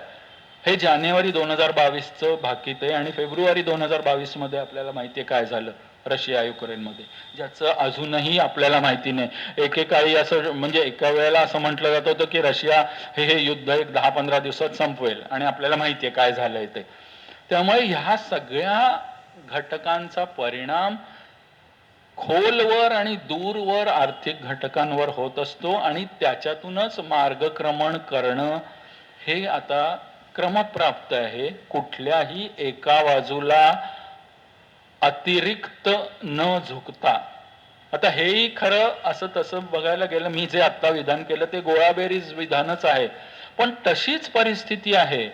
त्यामुळे आपण अमेरिकेला झुगारून देऊ, अमेरिकेवाचून काही अडत नाही, हे जितकं खोटं आहे त्याचबरोबर तितकंच खोटं हेही आहे की चीनच आपला आता तारणहार ठरेल आर्थिक दृष्ट्या. तसंही काही म्हणजे कुठलंच तुम्ही भाकीत आज आर्थिक दृष्ट्या म्हणतोय ठामपणे करू शकत नाहीत. इतके संबंध, संदर्भ, आयाम हे सातत्याने आणि फार प्रचंड वेगाने बदलत आहेत. हे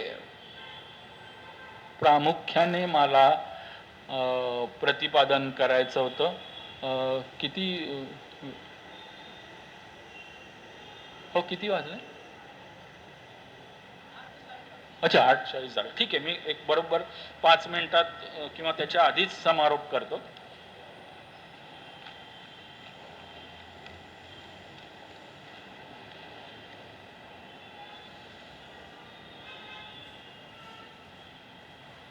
थोडक्यात भारतापुरतं म्हणजे जगाचं तर झालंच, पण भारतापुरतं बोलायचं झाल्यास परिस्थिती आव्हानात्मक नक्कीच आहे, पण एक दूरगामी विचार करता आज आत्मविश्वासाने ओथंबलेली अशी युवा पिढीचं आपल्या चित्र आहे. सेल्फ कॉन्फिडंट आपण हे चित्र दररोज पाहतोय. विकसित भारत 2047 हे जे ध्येय माननीय पंतप्रधानांनी ठेवलेले आहे, त्यांची मदार अर्थातच तरुणाईवर आहे. तंत्रविद्येच्या सहाय्याने पर्यावरणाचा योग्य तो आदर करून आणि त्याची आर्थिक विकासाशी सांगड घालूनच मार्गक्रमण करणे क्रमप्राप्त आहे. मात्र जागतिक व्यापार, जागतिक गुंतवणूक, वित्तीय बाजारपेठा, ऊर्जा स्रोत हे देशांतर्गत अर्थव्यवस्थे इतकेच महत्त्वाचे आणि कळीचे घटक झालेले आहेत, राहणार आहेत. ह्याचे भान ठेवणं अत्यावश्यक आहे.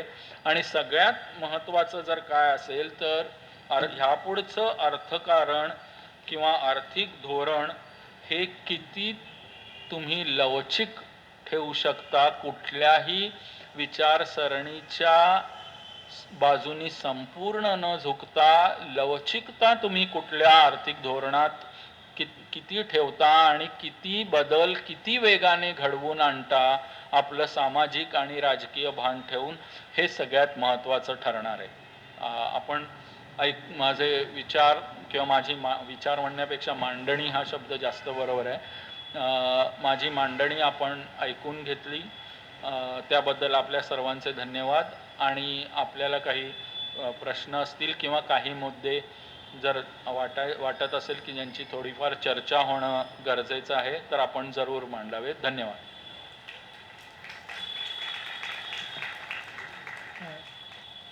प्रश्नांसाठी चिठ्ठ्या आहेत तिकडे ठेवलेल्या, तर चिठ्ठीवर लिहून पाठवलेत तर त्यांना देता येतील आपल्याला प्रश्न, म्हणजे ते एका जागी बसून उत्तरही देऊ शकतील.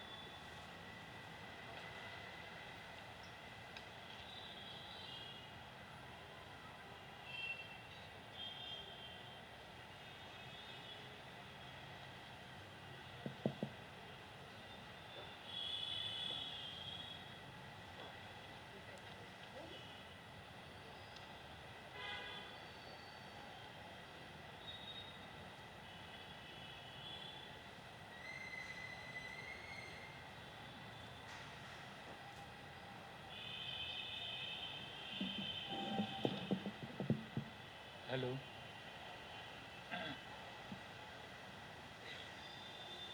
हॅलो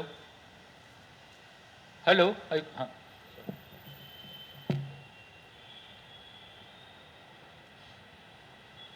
प्रश्न इंग्रजीत आहे. हां New York's newly elected mayor Zoran believes in socialist model of economy such as state-funded grocery stores or taxing billionaires. Does this work and what are your own thoughts over this?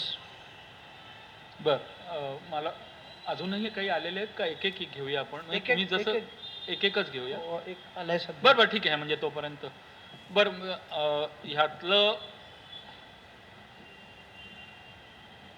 ह्याचा माझा असा काही दावा नाही की जोरान ममदानींच्या एकूण आर्थिक विचार वगैरे हे मी फार तपासून पाहिलेत असा काही माझा दावा नाही. एक मिनिट तो इंग्लिश प्रश्न पुढे हां हां थँक्यू. आता काय सोशलिस्ट मॉडेल हे आणि अमेरिकेच्या भूमिकेत हा एक विरोधाभास, पण तो शाब्दिक विरोधाभास आपण सोडून देऊ, पण त्यालाही मर्यादा आहेत. What he probably means is जे काही फ्री फॉर ऑल सारखी एक व्यवस्था झाली होती अमेरिकेची अर्थव्यवस्था, त्याच्या ऐवजी थोडं नियंत्रण अर्थव्यवस्थेवर असावं अशा प्रकारचे विधानं त्याच्या आता स्टेट फंडेड ग्रोसरी स्टोअर्स वगैरे अमेरिकेसारख्या देशात आणि विशेषतः तिथल्या लोकांच्या जिथे शतकानुशतकं खाजगी उद्योग मुक्त बाजारपेठा ह्या रुजलेल्या आहेत, तिथे हा बदल कितपत घडेल त्याच्यावर किती मर्यादा असतील हा प्रश्न आत्ता खरं उत्तर देण्याचं सारखा नाही आहे. पण does this work and what are your own thoughts? So my thoughts are the same की it is very difficult to first of all visualize a kind of socialist model in its truest sense anywhere in USA anytime in future. Okay, हे माझं मत आहे. That doesn't mean government will have no role. In fact, if anything, government, as we have seen in Trump 2.0, the role of government in the economy is on the contrary increasing. But that is far from what one can say as social ownership or coming to something like state ownership or state funded grocery stores, etc. I have my own reservations. I may be wrong, I may not be wrong, that only time will tell, but this is what is my humble understanding. बर, पुढचा प्रश्न घेतो. व्यापाराची दोलायमान परिस्थिती असताना सुद्धा सध्या share बाजार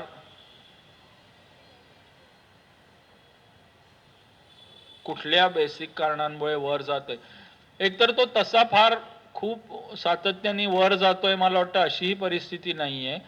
पण शेअर बाजारातला अर्थातच मी काही तज्ज्ञ नाही, माझी स्वतःची गुंतवणूकही नाहीये विशेष शेअर बाजारामध्ये, त्यामुळे मी त्याबद्दल भाकीत तर जाऊ दे, पण सद्यस्थितीबद्दलही फार न बोलणं हेच वास्तवाला धरून होईल. पण शेअर बाजार आपण सगळे म्हणजे आपण जे बाजारात गुंतवणूक करतात ते जाणताच, हा इतक्या आर्थिक आणि इतर घटकांनी त्याच्यावर परिणाम होत असतो. कोणाचं काही स्टेटमेंट, कोणाचे काही अचिव्हमेंट, कोणाचं काही बरं वाईट होणं, म्हणजे आर्थिक घटकांमध्येच ह्या इतक्या सगळ्याच्यावर अवलंबून असतो. त्यामुळे त्याचा लॉंग टर्म ट्रेंड काय असेल हे सांगता येत नाही. पण मात्र ह्या सगळ्या बाबतीत एक गोष्ट ज्यामुळे बेसिक भारताचं शेअर मार्केट म्हणा किंवा एकूण परिस्थिती बरी आहे, त्याला मात्र 4-5 गोष्टी जबाबदार म्हणजे कारणीभूत आहेत. एक म्हणजे कितीही म्हटलं तरी आपला जो काही 6.5 ते 7% विकास दर गेले, आत्ता नाही फक्त गेले 4-5 वर्ष कोविड नंतर राहिलेला आहे, ते अभूतपूर्व आहे. म्हणजे इतक्या मोठ्या परिस्थितीमधनं बाहेर, म्हणजे प्रतिकूल परिस्थितीमध्ये, त्याच्यात सगळं जगच होतं कोविडमध्ये, पण त्यातून इतक्या वेगाने सक्षमपणे समर्थपणे बाहेर आणणं ही महत्वाची कामगिरी, म्हणजे मी फक्त सरकार असं म्हणत नाही, खाजगी उद्योजक, विशेषतः रिझर्व्ह बँक ऑफ इंडिया, नियमन संस्था आणि एकूणच सगळे, आणि तुम्ही आम्ही, म्हणजे आपलं काही योगदान कमी आहे असं नाही, पण ह्या सगळ्यामुळे त्यामुळे ते एक स्थैर्याची बाजू, राजकीय स्थैर्य, आर्थिक वृद्धीत स्थैर्य, मी म्हटलं तसं अलीकडच्या काळातली सातत्याने कमी होत असलेली भाववाढ, आणि आपण आता सगळ्यात मोठी पाचवी अर्थव्यवस्थेच्या आकाराने असणं, त्यामुळे सकारात्मक गोष्टी ह्या बऱ्याच आपल्या बाजूने आहेत आणि त्याचंच प्रतिबिंब थोडंफार स्टॉक मार्केटमध्ये पडत असतं. मात्र ही जी दैनिक फ्लक्च्युएशन्स होत आहेत, आज वर उद्या खाली वगैरे, त्याची कारणं ही नेहमी केवळ आर्थिकच असतात असं नाही. कोणीतरी तिकडे स्टेटमेंट करतं फेडरल रिझर्व्हमध्ये किंवा व्हाईट हाऊसमध्ये, त्याचे परिणाम होऊ शकतात. कोणीतरी इथे काहीतरी बोलतं, त्याचे होऊ शकतात. हे सगळं आपल्याला माहितीच आहे. रुपया व डॉलर यात रुपया सतत घसरत असतो, त्याचे परिणाम काय होतात? तर रुपया विशेषतः अलीकडच्या काळात खूपच घसरला आणि 89 पर्यंत वगैरे अगदी गेला, आणि मग रिझर्व्ह बँक अर्थातच त्यांनी असलेले डॉलर विकले. रिझर्व्ह बँक हे करू शकते ह्याचं परत एक महत्वाचं कारण असं की आपल्याकडे तेवढी गंगाजळी आहे. आणि हे मी प्रत्येक ठिकाणी मुद्दाम सांगतो की आज रिझर्व्ह बँकेकडे जी गंगाजळी आहे, जे काय आहे ते, पण तरी ठीक आहे, $700 बिलियन, अगदी 700 नाही आहेत पण समजा 700 बिलियन, ह्याच्यामुळे आपली जवळजवळ 11 महिने किंवा 12 महिन्यांची, जवळजवळ वर्षभराची आयात ह्या रिझर्व्ह मधनं फायनान्स करू शकतो, एवढी भरभक्कम गंगाजळी आणि ह्याची परिस्थिती आपली आहे. हे मी अशासाठी सांगतोय की फक्त 35 वर्षापूर्वी, 35 वर्ष ही एखाद्या व्यक्तीच्या आयुष्यात खूप असतात, एखाद्या देशाच्या आयुष्यात नव्हे, फक्त 35 वर्षापूर्वी मे 1991 मध्ये केवळ 10 दिवसाची आयात आपण करू शकू एवढी गंगाजळी रिझर्व्ह बँक मध्ये होती. $890 मिलियन, 1 बिलियन सुद्धा नव्हे, आणि आज $700 बिलियन वर आपण बसलो. ही अर्थातच 4 केंद्र सरकारांची आणि रिझर्व्ह बँकेची महत्वाची कामगिरी आहे. नरसिंहराव, अटलजी, मनमोहन सिंग आणि मोदी, 4, म्हणजे देवेगौडा आणि इंदरकुमार गुजराल पण होते पंतप्रधान, पण अल्प काळासाठी होते, आपण सगळे जाणतो. त्याच्यामुळे हे रिझर्व्ह बँक आज करू शकते कम्फर्टेबली. पण रुपया, आपलं इम्पोर्ट्स कायमच आपल्या एक्सपोर्ट्स पेक्षा जास्त, खूप जास्त असतात, त्यामुळे आपल्या विनिमय दरावर प्रेशर कायम असतं, त्यामुळे तो खाली खाली जातच असतो.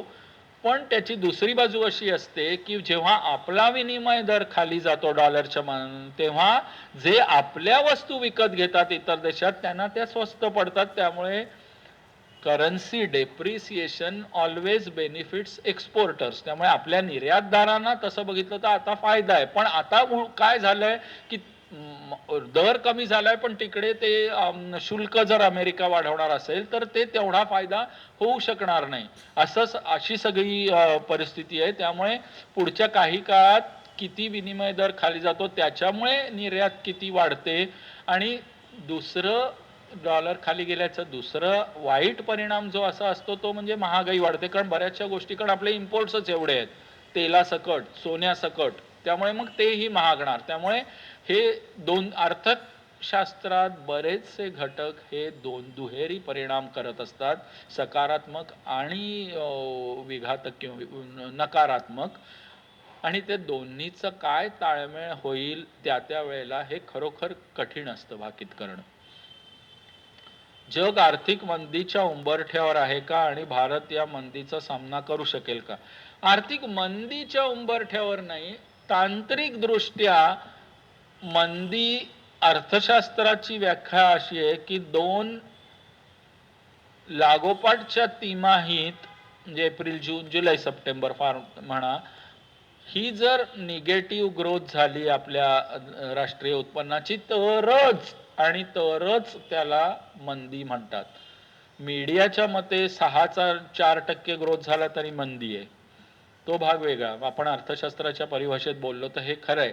पण आपल्याला आपला विकास दर जो 6-7% गेले 20 वर्ष टिकून आहे, कोविडचं 1 वर्ष सोडल्यास, तो जेव्हा 4-5 होतो तेव्हा मंदी वाटते.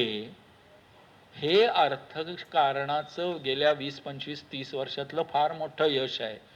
नाहीतर 1951 ते 90 मध्ये ह्या 40 वर्षात फार तर अशी माझ्या माहितीनुसार आणि माझ्या स्मरणशक्तीला ताण दिल्यावर मला एवढं आठवू शकतं की 1951 ते 1980 ह्या 1951 ते 90 सॉरी ह्या 40 वर्षात केवळ 4-5 वेळेला, विशेषतः राजीव गांधीच्या वेळेला, आपली अर्थव्यवस्था जरा 5% वगैरे वाढली होती. आता 5% अर्थव्यवस्था वाढली की टाइम्स ऑफ इंडिया की कुठेही हेडलाईन असं, अरे हे काय झालं. हे यश आहे आपलं गेल्या 34 वर्षातलं, की आपल्याला थोडा मंदावलेला विकास दर हा मंदी सदृश्य वाटतो. हा एक महत्वाचा घटक मला इथे सांगायचा आहे. पण आर्थिक मंदीच्या उंबरठ्यावर जग अगदी त्या तांत्रिक दृष्ट्या नसलं तरी, मी मगाशी म्हटलं तरी 2026 हे साल जागतिक आर्थिक परिस्थितीला, व्यापाराला, गुंतवणुकीला हे खडतरच आहे. आणि त्यातला सगळ्यात मोठा घटक ही अनिश्चितता हा आहे. त्यामुळे आणि त्याचे अर्थातच भारतावर परिणाम. भारत काही मी म्हणतो तसं आयसोलेटेड आयलंड नाहीये. आपण काही वेगळं बेट नाहीये चंद्रावरचं. आपण ह्याच जागतिक अर्थव्यवस्थेचा, राजकीय व्यवस्थेचा, भूराजकीय परिस्थितीचाच एक अविभाज्य घटक आहोत. आणि तो जास्तीत जास्त होत चाललोय गेल्या 30-35 वर्षात. त्यामुळे बरे वाईट दोन्ही परिणाम आपल्यावर होतच राहणार.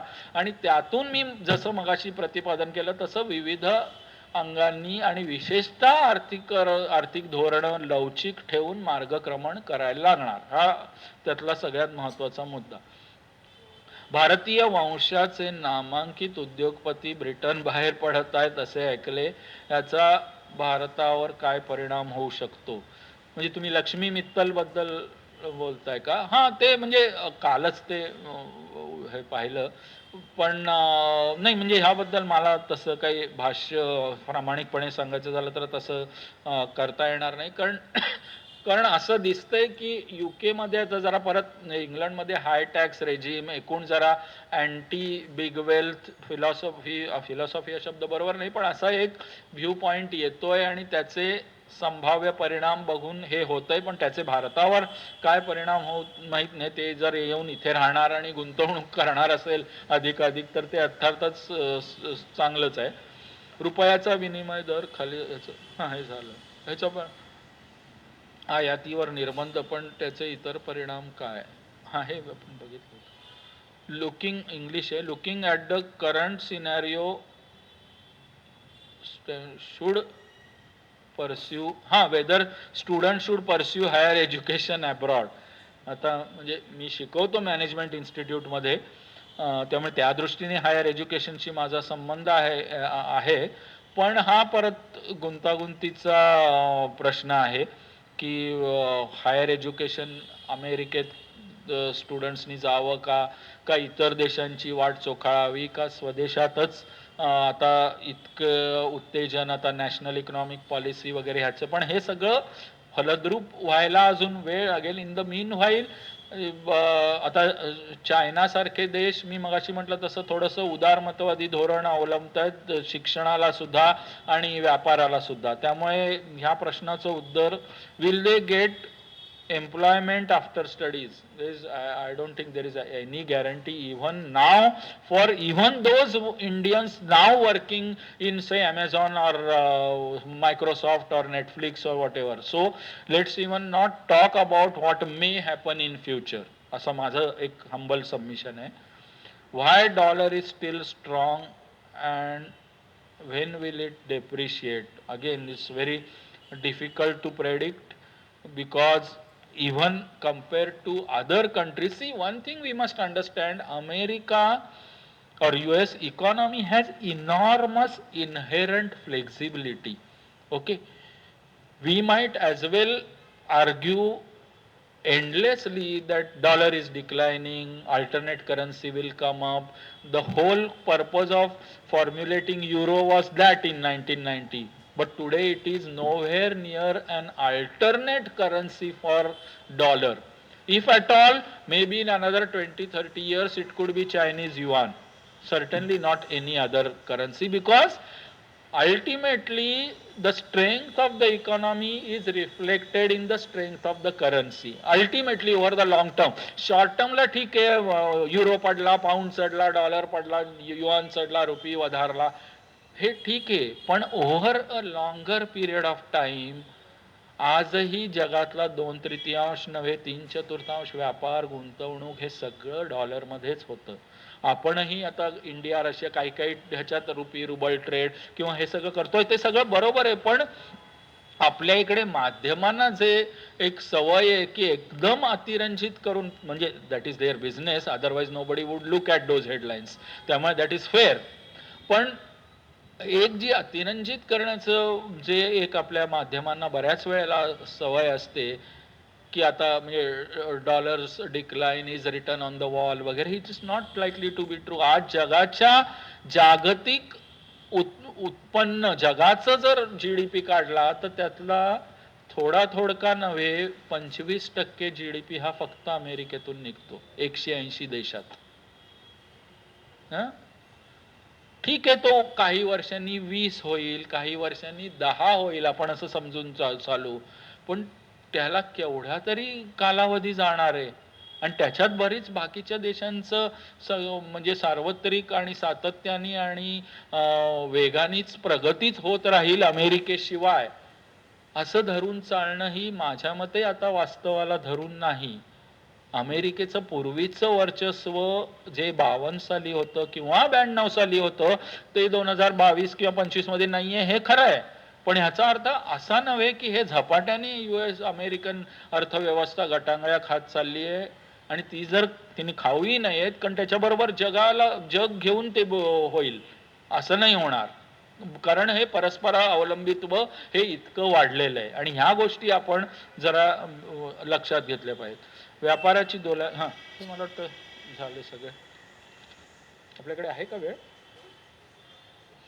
तुम्ही प्रोफेसर, अरे बापरे, तुम्ही प्रोफेसर आहात, या भूमिकेतून काय सांगाल? पुढील काळात तरुणांना गव्हर्नमेंट जॉब्स वाढतील की खाजगी जॉब भारतात वाढतील? करिअरच्या दृष्टीने सांगा प्लीज. अरे बापरे, गव्हर्नमेंट जॉब्स वाढण्याची मला एकूणच काही शक्यता दिसत नाही. खाजगी आता ही जी सगळी आपण बघतोय, म्हणजे कदाचित तुमच्यातल्या विशेषतः जे तरुण जण इथे बसले त्यांना माहिती जास्ती असेल, जे त्याच्यात कार्यरत असतील त्याच्यात, की हे जे एकूण स्टार्टअप संस्कृती किंवा एकूण उद्योजकतेला वाव, आणि आता बरीच क्षेत्र, म्हणजे आम्ही कॉलेजमध्ये वगैरे असताना स्वप्नात सुद्धा आली नसतील अशी उद्योग क्षेत्र आता खुली झालेली आहेत किंवा अशी आता उद्योग क्षेत्र निर्माण झालेली आहेत, अगदी पर्यटनापासून पर्यावरणापर्यंत वगैरे वगैरे. त्यामुळे पण ते एक आहे की तारणहार हा सरकार असणार नाही आणि तो असूही नाही. सरकार हे काही जॉब देण्याचं मशीन नव्हे आणि ते नसायला पाहिजे, कारण ते जर तसं असलं तर त्याची वाईट फळं ही आपण वर्षानुवर्ष भोगत आलो. आणि सरकारी नोकऱ्या, त्यांची उत्पादकता, त्यांची कार्यक्षमता, ह्याच्यावर मला वाटतं आपण 40, 50, 60 वर्ष पुरेसे बोललेलो. ह्याचा अर्थ असा नव्हे की खाजगी क्षेत्र सरसकट सक्षम, कार्यक्षम, अत्युच्च उत्पादकता वगैरे ह्यांनी नटलेला आहे असा दावा नाही, हा केवळ तौलनिक विचार आहे. तर करिअरच्या दृष्टीने सांगा, पण म्हणजे मी तसं हे करणं बरोबर नाही, पण वाव देशांतर्गत जर असेल तर खाजगी उद्योग समूह, उद्योग रचना, विशेषतः सेवा क्षेत्रे ह्याच्यात माझ्या मते जास्त आहे. अगदी वस्तू निर्माण किंवा ज्याला अभिजात मराठीत मॅन्युफॅक्चरिंग म्हणतात त्याच्यापेक्षा सेवा क्षेत्रामध्ये नक्कीच जास्त असेल, एवढं नक्की. बरं sir, your comments on India's economic relation with Japan in near future. Sorry, म्हणजे ह्यात एवढं माझा त्याचा अभ्यास नाही, पण आवर economic relations with Japan have been fairly steady, I would say, post liberalization. But having said that, I am, as an economist, I have been fairly disappointed because neither our trade with Japan has gone up much as compared to other advanced countries, nor had Japan invested in India that heavily as it was expected, especially after India embraced liberalization and globalization. Okay, so it's a steady kind of a, and it's likely to remain so, but I am not an expert on the understanding of India Japan economic and political relations. बरं, आपण जागतिकीकरणाबद्दल बोललो म्हणून एक प्रश्न, बहुराष्ट्रीय कंपनींच्या विस्तारामुळे आणि नवीन बाजारपेठांमुळे रोजगार संधी निर्माण होतील का, हा तरुण वर्गाचा प्रश्न आहे.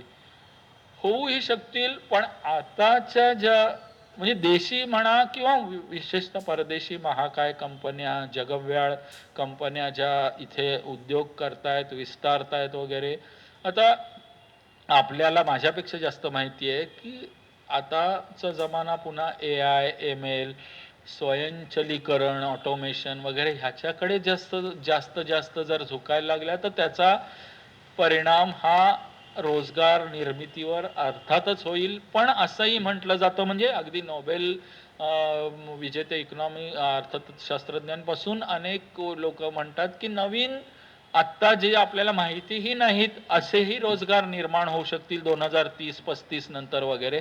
त्यामुळे आत्ता ह्या बाबतीत भाकीत करणं हे कठीण आहे. तुम्ही New York newly elected mayor sir, your comments on India. हां झाले मला वाटतं सर. हां सॉरी, लांबलं काय? हां 9:05.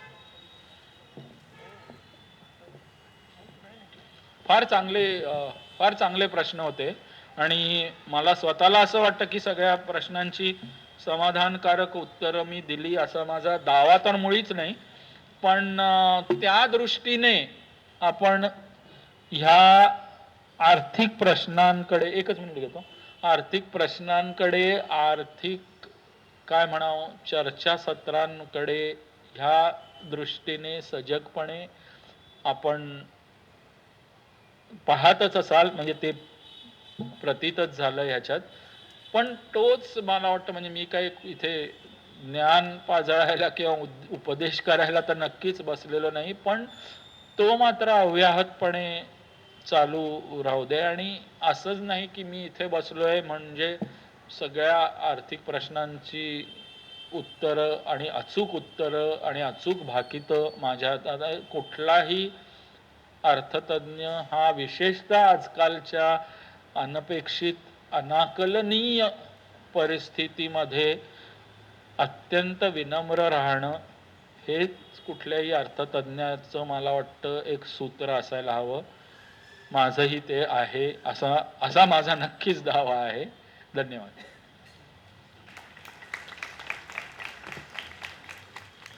धन्यवाद. धर्म, अर्थ, काम, मोक्ष हे माणसाचे 4 पुरुषार्थ. त्यातल्या अर्थाचा अर्थ कळला नाही की अनर्थ अटळ असतो.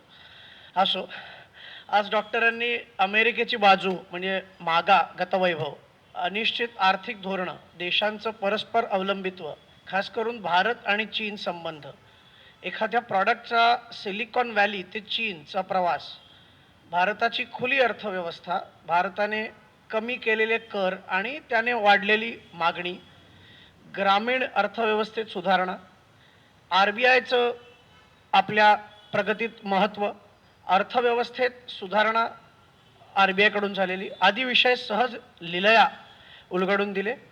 आपल्या प्रश्नांची उत्तरं त्यांनी अत्यंत संयमाने आणि सविस्तररित्या दिली. मी खरंच त्यांचे धन्यवाद मानतो आणि तुषार वैद्यजींना विनंती करतो की त्यांनी त्यांचा पुष्पगुच्छ आणि श्रीफल देऊन सत्कार करावा. धन्यवाद.